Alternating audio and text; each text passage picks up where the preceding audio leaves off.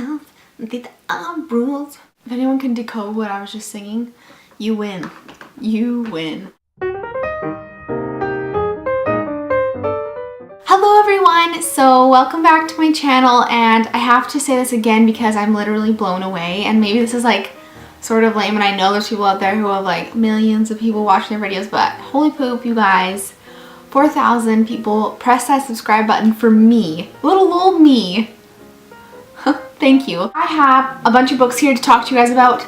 All of them are loves except for one, but I still wanted to mention it just because I hauled it and I wanted to kind of let you guys know how I liked it. A good thing that I've been doing recently, I've been going to the library and picking books from there instead of going to buy them because it saves me money, which, well, like, that's the most obvious thing ever, but apparently not to Emily. So I've been going to the library a lot to get books just because, like I said, it's like you don't have to pay.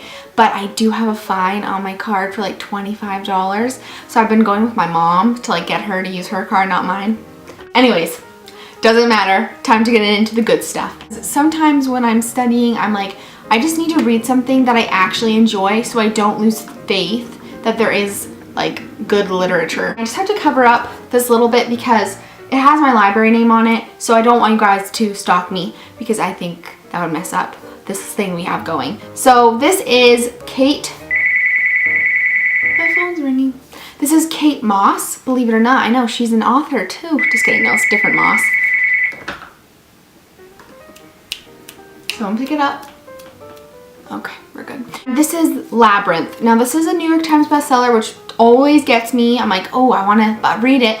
All books are New York Times bestseller. So I picked up this one because, well, I mean, it looks cool. It totally freaked me out because, like, it's kind of confusing at first. Like, I didn't really know how she was going to tie in the two stories together, and I feel like she doesn't really do a good job of it in the beginning, even in the middle. In the end, it makes more sense, but in the middle and the beginning, it's kind of like, what is happening? How are these stories even, like, remotely connected? But I loved it, and I found it super captivating. It's about sort of this labyrinth thing. It's fantasy. If you like books, I'm so bad at summaries. Go on Wikipedia. A little terrifying. I am a very big scaredy cat though, so most normal people in this world would not find it scary, but I did. So I really like this. I hope you guys would check this one out because it's definitely one that I recommend. Another one that's really similar to that, and it's actually weird because I did not do this on purpose, but I actually don't even have it here. I just have my library receipt. This was The Firebird by Susanna Kearsley, and it was amazing. Like, such a good book. I read it in like 3 days because I loved it so much. And it had like a similar concept to Labyrinth where it was two people but in different completely centuries. Like, this was kind of modern day, and then her character was in like the 1700s, and sort of like a way to connect the two and unfold both their stories. And I found it so interesting. I totally recommend that one. Like, all these books I'm about to show you guys, like, that is the one where I think if you like that sort of like history but like not real history sort of thing, you'll totally love The Firebird. Okay, I'm just gonna get the one over with I didn't like because I don't like talking about books badly. Everyone has their own opinion. It's art. Everyone has, it's all like really personal. This has been a very popular book, and I bought it purely because I love the author. It's The Cuckoo's Calling by Robert Galbraith, which I showed in a haul video, I think in August or beginning of September. And I was so excited about the video, you guys. Like, the joy on my face was like level 5. As soon as I started reading it, I was like, oh no. I didn't like it. I just didn't like it. It was not captivating to me. It was really boring. Getting to the excitement was really slow. Like, the first chapter is like, ooh, what's gonna happen? How is this all connected? Like, what? Whoa, like, where's this going? And then I predicted who killed the girl in the very beginning. Like, that's how bad it was. I couldn't even do that when I was reading Nancy Drew. And that was like for kids. I found it really predictable. It was also really creepy for like unnecessary reasons. Moving on is the Let's Explore Diabetes with Owls by David Sedaris. My mom actually bought it and told me how hilarious it was.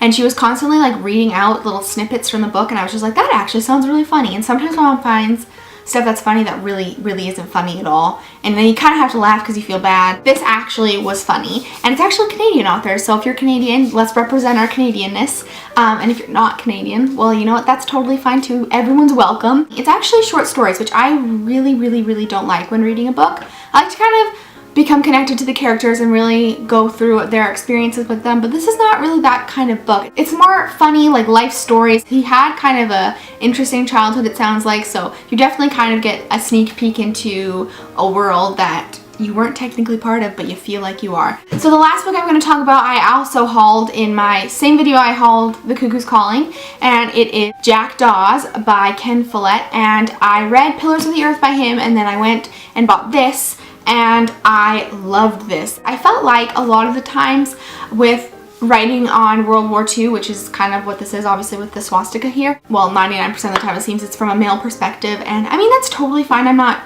sexist, but I do like to hear things about my fellow females, and that is totally what makes this book wonderful. This all-female group going in to sort of help fight the German forces. Is that clear at all? No, probably not. The thing I love about Ken Follett is he often goes from like many people's perspectives rather than just one. And I love that because even when you're seeing this person and you really don't like them and they're the enemy, you can see from their perspective when they're doing the things they're doing and why they're doing them. That is everything I have to show you guys. I hope you all enjoyed. Let me know down below if you have any book suggestions for me, and I will see you all soon.